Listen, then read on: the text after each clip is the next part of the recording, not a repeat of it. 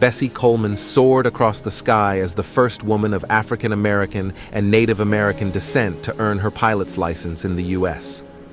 Known for performing flying tricks, Coleman's nicknames were Brave Bessi, Queen Bess, and the only race aviatrix in the world. Her goal was to encourage women and African Americans to reach their dreams, and this became her legacy.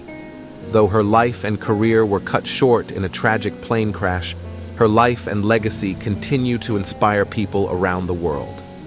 If you find this video interesting, please give it a like and consider subscribing to the channel so you can be the first to get notified every time we post a new video. Born in Atlanta, Texas on January 26, 1892, Bessi Coleman had 12 brothers and sisters.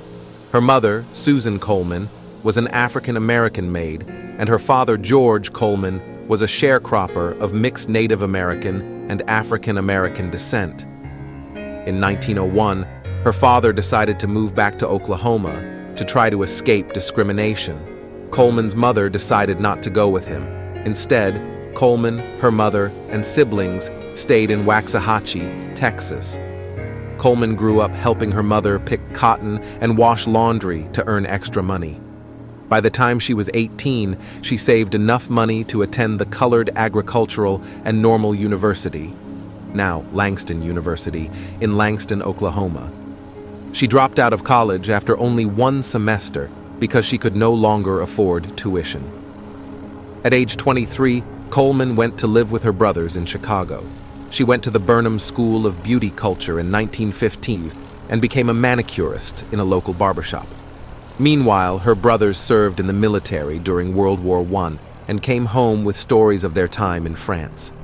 Her brother John teased her because French women were allowed to learn how to fly airplanes and, in the United States, Coleman could not. Her brother's stories, along with other news of pilots in the war, inspired her to become a pilot.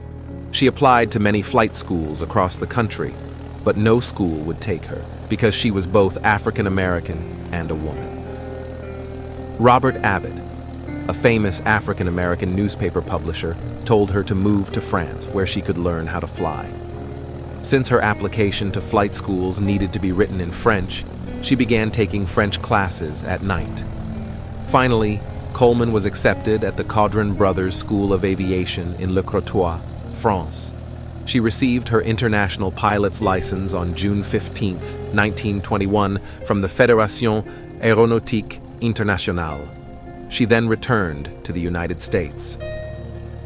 Coleman's dream was to own a plane and to open her own flight school. She gave speeches and showed films of her air tricks at churches, theaters, and schools to earn money. She refused to speak anywhere that was segregated or discriminated against African Americans. In 1922, she performed the first public flight by an African American woman. She was famous for doing loop-the-loops and making the shape of an 8 in an airplane. People were fascinated by her performances, and she became more popular both in the United States and in Europe. She toured the country giving flight lessons and performing in flight shows, and she encouraged African Americans and women to learn how to fly. Only 2 years into her flight career, Coleman survived her first major airplane accident. In February 1923, her airplane engine suddenly stopped working mid-flight, and she crashed. She was badly hurt in the accident and suffered a broken leg, a few cracked ribs, and cuts on her face. Thankfully, Coleman fully healed from her injuries. This accident did not stop her from flying. She went back to performing dangerous air tricks in 1925. Her hard work helped her to save up enough money to purchase her own plane, a Jenny JN4 with an OX-5 engine. Soon, she returned to her hometown in Texas to perform for a large crowd.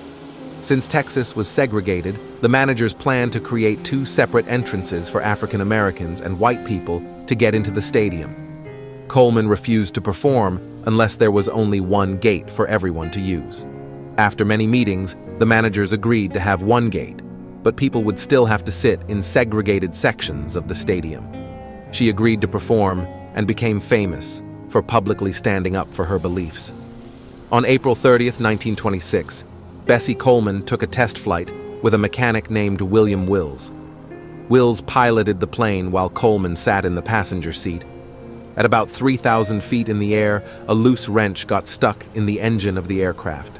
Wills could no longer control the steering wheel, and the plane flipped over. Coleman was not wearing a seatbelt. At the time, airplanes did not have a roof.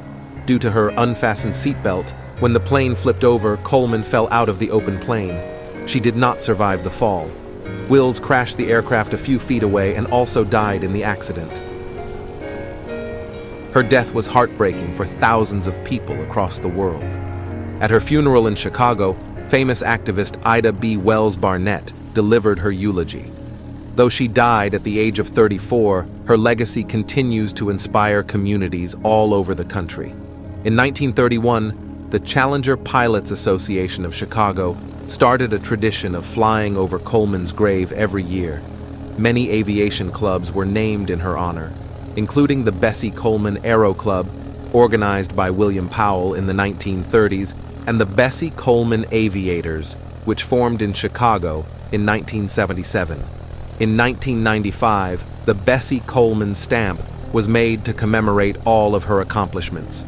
In 2023, the U.S. Mint released a special quarter featuring Bessi Coleman as part of the American Women Quarter's TM program.